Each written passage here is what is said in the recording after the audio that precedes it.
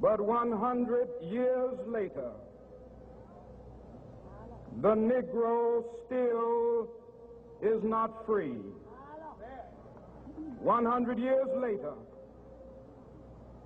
the life of the Negro is still sadly crippled by the manacles of segregation and the chains of discrimination.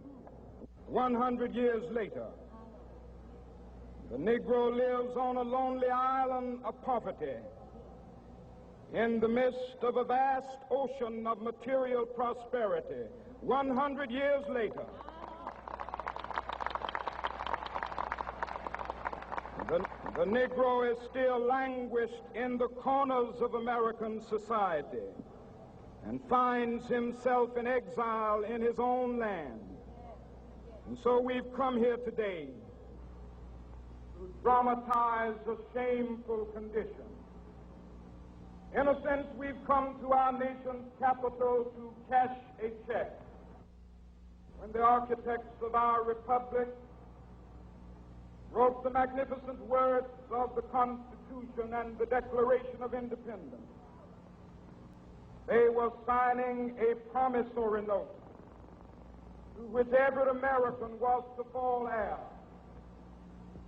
This note was a promise that all men, yes, black men as well as white men, would be guaranteed the unalienable rights of life, liberty, and the pursuit of happiness.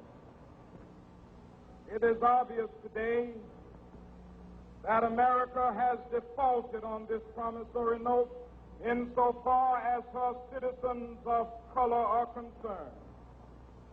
Instead of honoring this sacred obligation, America has given the Negro people a bad check, a check which has come back marked insufficient funds.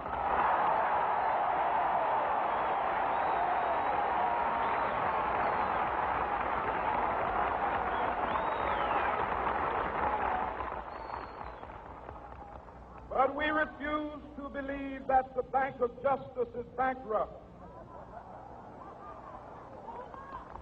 We refuse to believe that there are insufficient funds in the great vaults of opportunity of this nation.